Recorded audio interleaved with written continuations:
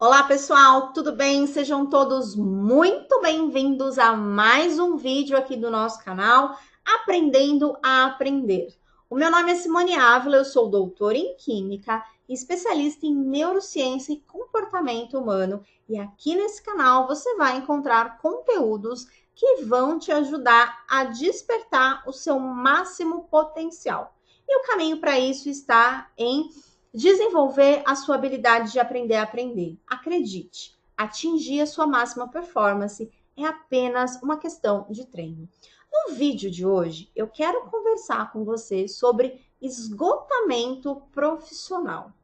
Quais são as condições que levam uma pessoa ao esgotamento profissional? Quais são as consequências disso? E o que você pode fazer para evitar com que isso aconteça com você? Eu quero compartilhar com vocês a história de um colega meu que eu conheci quando eu estava fazendo o mestrado. Essa pessoa, ela começou a fazer mestrado também, já fazia 10 anos que ela estava sem estudar. Ela fez a faculdade de Química, era graduada em Química, e ele dizia que não teve uma boa formação, ele não se sentia preparado para o mercado, se sentia bastante inseguro. Por conta disso, ele nunca trabalhou na área química. Então, ele fez a faculdade de Química, não conseguiu estágio, não conseguiu nenhuma oportunidade, não tinha segurança, e aí ele foi prestar concurso público. E ele trabalhava, né, na prefeitura, né, ele trabalhava no município, né, num cargo público da prefeitura, que tinha pena, que exigia apenas o ensino médio. Então, esse cargo que ele trabalhava não contemplava a formação que ele tinha. E aí ele começou com o tempo a se sentir desmotivado. Ele tinha um salário relativamente bom, que ele considerava bom, tinha estabilidade no trabalho, mas ele não se sentia realizado. Aquilo para ele não gerava desafios, ele tinha uma desmotivação muito grande para trabalhar, e aí ele começou a pensar em alternativas para ingressar na área química. O que eu posso fazer? Faz 10 anos que eu me formei, nunca trabalhei na área, não me sinto seguro. O que eu posso fazer para voltar a trabalhar na área química? Então ele pensou assim: eu preciso melhorar o currículo. E melhorando o meu currículo, eu preciso fazer uma pós-graduação. E aí ele teve a ideia de começar a fazer um mestrado. Primeiro, que foi muito difícil para ele conseguir ser aprovado no exame de ingresso. Quem já fez um mestrado sabe que a maioria das universidades públicas tem um sistema bastante rigoroso para ingressar. Então, o ingresso já foi difícil. E quando ele começou a fazer o mestrado, ele entrou num quadro de tremenda frustração. A desmotivação que ele tinha no trabalho público inicial se transformou numa completa frustração quando ele ingressou no mestrado. Ele não tinha tempo para se dedicar o quanto ele gostaria. Muitas vezes ele precisava pedir assessoria para o orientador não tinha tempo para dar a assessoria que ele precisava, e não significa que o orientador era ruim, mas o que ele precisava, o suporte que ele precisava naquele momento não era possível. E o orientador sempre dizia para ele: olha, você precisa se virar. Isso aqui é um mestrado, é uma pós-graduação, você está fazendo um projeto de pesquisa, você precisa se virar. Só que, ao mesmo tempo, ele não tinha bagagem, ele não tinha elementos que permitisse com que ele se virasse. E aí começou a reprovação em disciplinas, ele não conseguiu dar andamento ao projeto dele, entrou num quadro de tremenda frustração e acabou desistindo. Desistiu com aquela sensação de incompetência, com aquela autoestima muito baixa e, ao mesmo tempo, com aquela sensação de fracassado e desmotivado para voltar, né, para continuar no trabalho que ele tinha inicialmente. Por que eu estou compartilhando essa história com vocês? Quando nós estamos na graduação, os conhecimentos, os ensinamentos da graduação é uma base. Essa base, ela precisa estar bem fortalecida para que você vá para um outro nível. Então, um mestrado, uma pós-graduação, um doutorado é um degrau acima da graduação. Se você sente que a sua graduação ela não foi boa, que você precisa ainda trabalhar essa base, e aí você tenta ir para um degrau acima, o que vai acontecer é que você não está preparado para esse novo desafio. Então não é que esse meu colega ele não tinha competência, ele tinha competência, ele poderia sim fazer um mestrado com excelência. Só que naquele momento ele não estava preparado. E aí vem o esgotamento profissional. Eu quero mostrar para vocês um gráfico que ele relaciona o estresse, o hormônio do estresse, que é o cortisol, com a performance do indivíduo. E o que a gente pode observar nessa curva gaussiana, tá? E eu vou utilizar exatamente esse exemplo do meu colega.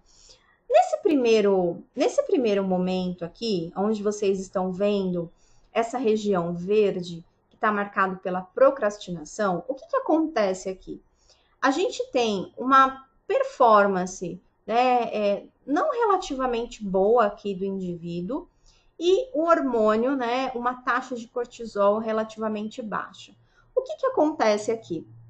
Quando você está fazendo alguma coisa que não te promove desafios, ou seja, é muito fácil para você.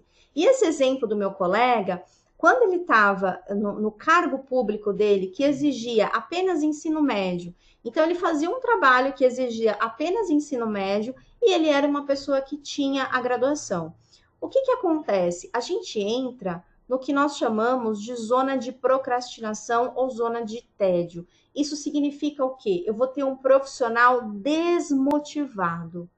Todas as habilidades dele não estão sendo bem aproveitadas. Ele tem muito mais a entregar e aquele trabalho que ele está desenvolvendo, aquela tarefa que ele está fazendo, não contempla todas essas habilidades. Então, a pessoa ela entra numa zona de procrastinação, de desmotivação profissional, uma zona de tédio, tá? É aquela sensação de que as suas habilidades não estão bem aproveitadas. Aquilo é muito fácil para você e isso acaba desanimando. Essa é a região em verde. Então, aqui a gente tem uma região de baixa performance, tá?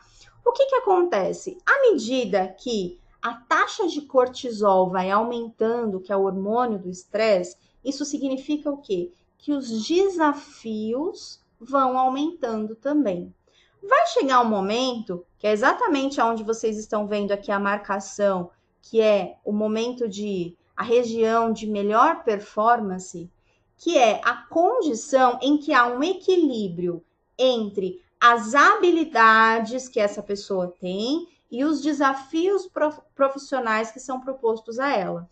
Todos nós, pessoal, precisamos de pequenos desafios para se sentir motivado.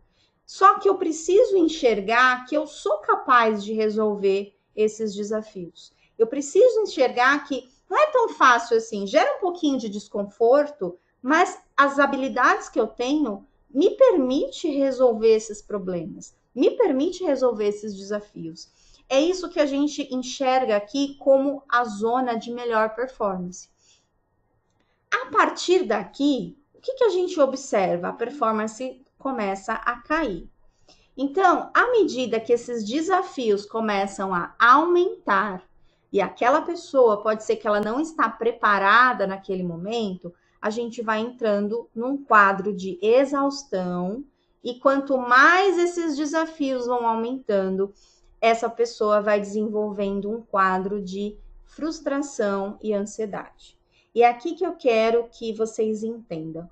O que é, o que acontece no nosso corpo quando a gente entra num quadro de ansiedade, de frustração, tá? Nós temos um mecanismo de defesa que ele é chamado de sistema de luta ou fuga. Esse sistema de luta ou fuga, ele é um mecanismo que prepara o nosso corpo para uma situação de perigo. Ele é um instinto de sobrevivência. Então, imagina que você saiu lá para caçar na selva e aparece um predador. O que vai acontecer? O nosso instinto de sobrevivência, esse mecanismo, ele é ativado e ele começa a preparar o nosso corpo para uma situação de perigo. O que é uma situação de perigo? É uma situação que pode comprometer a sua integridade física, uma situação que pode te machucar ou uma condição que pode, inclusive, te levar à morte. Em outras palavras, nós estamos falando de uma condição de ameaça. Esse é o ponto-chave. Quando a gente está nessa condição de ameaça, o que acontece?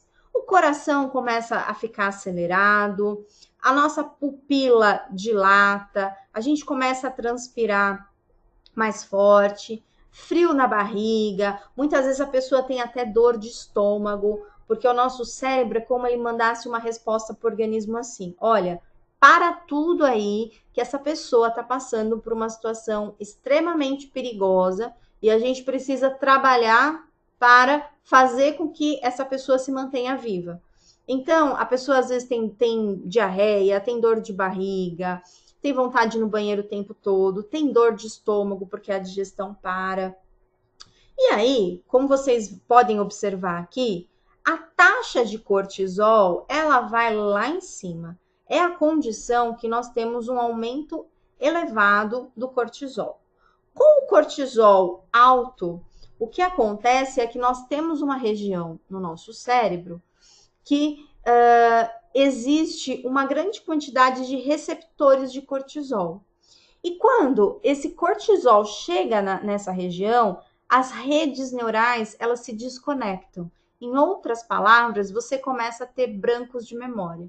Então, essa condição de ansiedade, medo, de frustração, o seu corpo ele está passando por um grande estresse emocional e esse estresse emocional ele vai trazer danos para a saúde, tá? Porque tem todo um preparo para uma condição de ameaça. Só que essa ameaça, quando a gente fala em trabalho, nós estamos falando de uma ameaça imaginária. Por que eu falo uma ameaça imaginária? Ninguém vai te machucar ali. Simplesmente você está tendo demandas que você não está conseguindo dar conta do recado.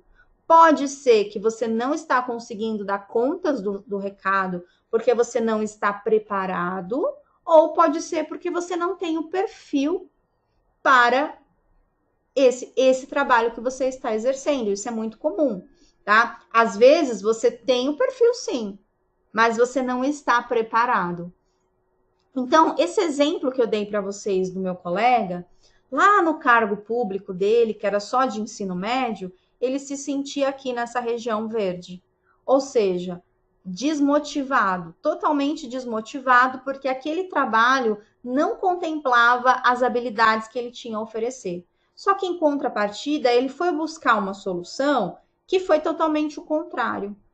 Fazer o mestrado para ele naquele momento era um desafio muito grande dentro do que ele estava preparado. E aí ele entra num quadro de frustração e ansiedade. Então, muitas vezes, as pessoas, elas entram num quadro de esgotamento profissional simplesmente porque foi dado um desafio muito grande, às vezes ela não estava preparada naquele momento, ou pode ser que ela não tenha perfil. Por isso que um trabalho de autoconhecimento também te ajuda muito a você não entrar num quadro de esgotamento profissional, que é o famoso burnout, né? Então, por que eu falo isso para vocês?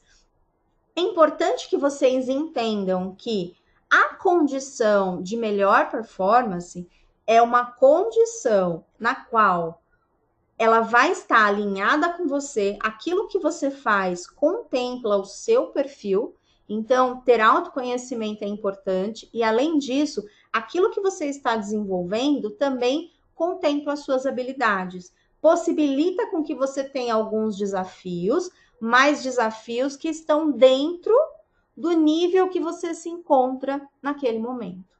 Se os desafios forem muito grandes, você vai entrar num quadro de esgotamento profissional. E isso vai te levar a problemas emocionais e também a problemas de saúde, tá?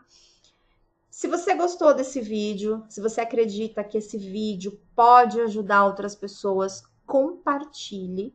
Quando a gente fala em esgotamento profissional, pessoal, isso é um assunto muito sério, porque não só compromete a performance da pessoa, como afeta a saúde e afeta também a saúde emocional, tanto saúde física como emocional. Então, se você conhece alguém que está num quadro de esgotamento profissional ou então que se encontra numa situação de desmotivação, compartilhe esse vídeo com essa pessoa. Se você gostou, deixa um like. Isso é super importante para que o YouTube distribua o nosso conteúdo para outras pessoas. Se você ainda não está inscrito no nosso canal, faça a sua inscrição, ativa a notificação para que você possa ser notificado sempre que um vídeo novo for postado. E lembre-se sempre, aprender a aprender é muito mais que uma habilidade, é um superpoder. Eu deixei um link aqui embaixo, tá? Com um vídeo gratuito que vai ajudar você a entender um pouco sobre perfis de comportamento. Esse é o primeiro ponto para que você não atinja essa condição de esgotamento profissional. Por meio desse vídeo, você vai entender um pouco sobre padrões de comportamento e vai te ajudar a identificar qual é o seu. E com isso, você vai poder realizar escolhas profissionais mais assertivas que contemplam as suas habilidades. Eu espero que vocês tenham gostado desse vídeo e até o nosso próximo vídeo.